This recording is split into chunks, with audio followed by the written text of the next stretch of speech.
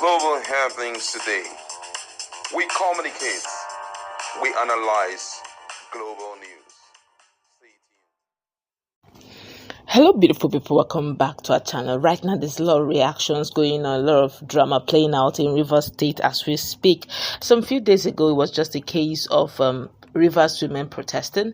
They ran it through till 3-4 days. Now there's a counter protest, but that's not even where we are headed. It's the fact that it has spiraled into the judiciary in Rivers State.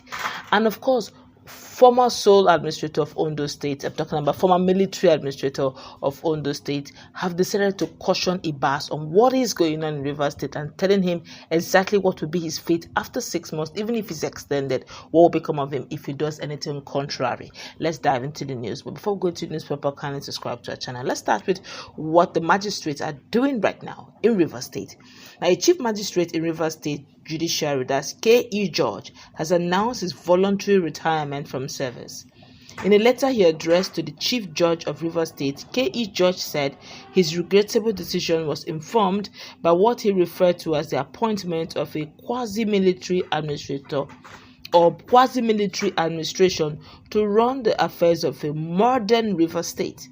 He explained that this type of governance system is not only alien but also runs against the hallowed principles of the legal profession.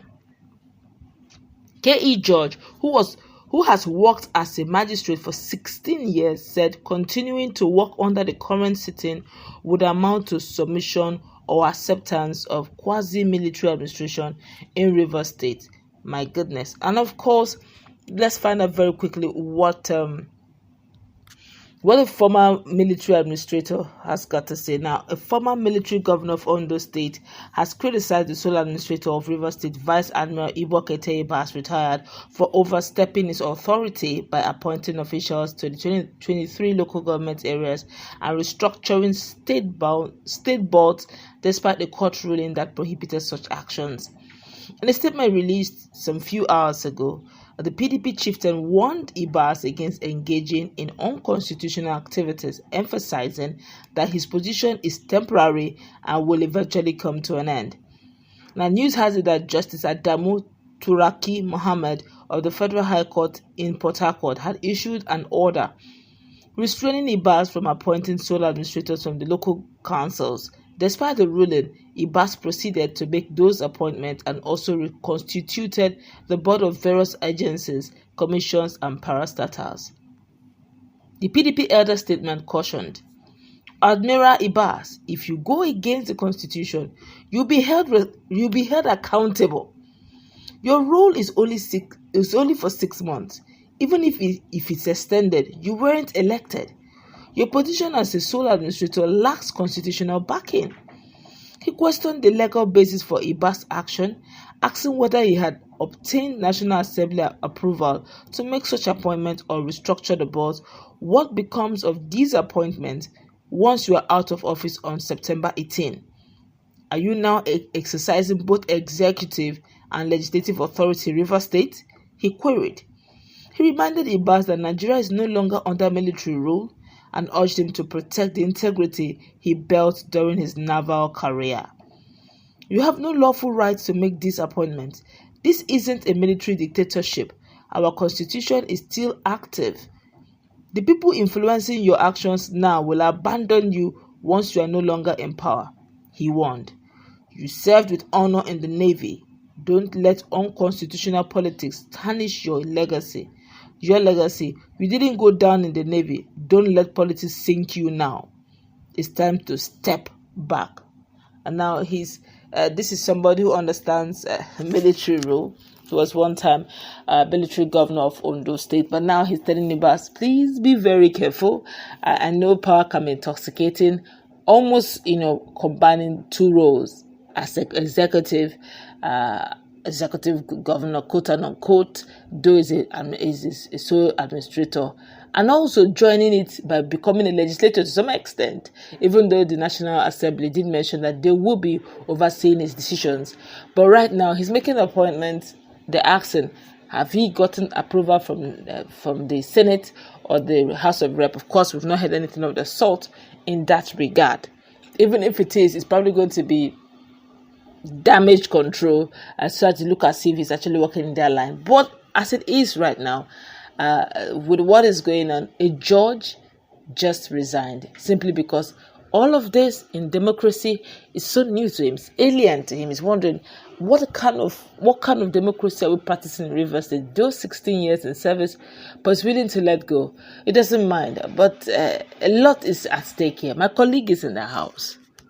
What's your take on what is going on and the fact that the judge has resigned and a former governor, the military governor in Ondo State, is warning Ibas on the fact that when the time comes, when he leaves, the constitution is there, and those who are pushing him to do it now, they will leave him to answer to what he has done? Well, I think that the military administrator have spoken well.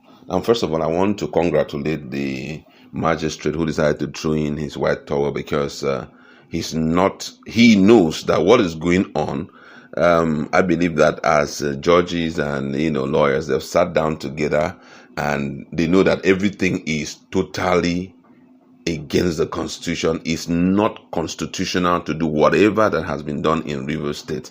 And sitting back to watch these things happen is like partaking in destroying democracy that you have sworn to protect. When we mention military rule, you won't hear executive, legislature, judiciary. They run their own show, and that is it. There's nothing you can do about it. So for me, I think that he's trying to prove, and I think such people, even in future, they go for any office in Rivers State, they should be voted in because they understand what democracy means. And it clearly shows that they will respect the tenet of democracy no matter what happens. And I must say, big thumbs up to him. I pray God to help him out as he's stepping out there to do his normal thing. In other words, he can't tolerate. I wish all Nigerians were like him. I must say, if all Nigerians were like him, even some of those women that we have seen on the street running around because of 1,000, 2,000, 3,000, they wouldn't be doing this nonsense we are seeing. Because already you're sending a message out that you prefer military rule. Emergency rule that brought in a military man, you're trying to send a message out that we prefer military rule than democratic rule. Why? Because some of them were too young to understand what went on during the time that military were in power. But however, let's forgive them and believe that their brains will be rewind after a while. Now, I'm talking about what the military administrator has said. Former military administrator said he has said nothing but the truth. Now, these guys are users. That's the truth.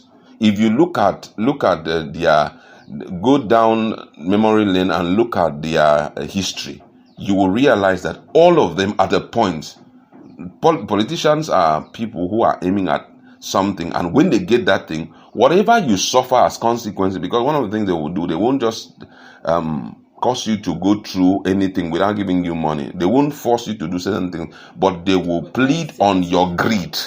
They plead on your greed, and they'll give you incentives. Immediately you do it, and they get their required result. For that time, they dump you and they walk away. The truth of the matter is, tomorrow, peradventure, it happens that someone had to pick you up, to drag you to court. You will notice that their names are not in any of those things. Even if they had discussion with you, and so does what? You took the decision. They'll tell you, did I put a gun on your neck to make that decision? Of course, no. I think that is what Ibas should wake up to. It's a reality that he should wake up to. Whether he's getting some of the decisions he's taking from whoever those people is reporting to, he needs to wake up to that reality. And I love the fact that those Senate have done nothing about it, but the fact that the House of Assembly, the House of Reps have decided to send in 12-man committee to protect him, because for me, that 12-man committee is to protect him, that he won't go ultra-vires, he will not go against the constitution, so that tomorrow they won't drag him before the law court. And I believe that some of those decisions he has made will be tamed and will be controlled somehow. Well, you've spoken right, but let's also look at antecedents in Nigeria very quickly. How many of these politicians have we actually held accountable and brought to book? Answer is none. Well, and that is what is embodying them. Now, one of the things that we have to accept is that life will not always be like this. As we pass through the corridors of life, the time comes that we will get to a point that it will be progressive enough to deal with some of the offense of the past. We've seen what had happened in far away China and the likes. There are decisions that you may make today and you feel that it's so okay. Somebody may pick it in the next 10 years and bring it up against you, and you realize that everything that you had lived for is messed up and you spend your life in jail. I pray that it wouldn't happen to him. You just said China. I'm happy you mentioned China and not Nigeria.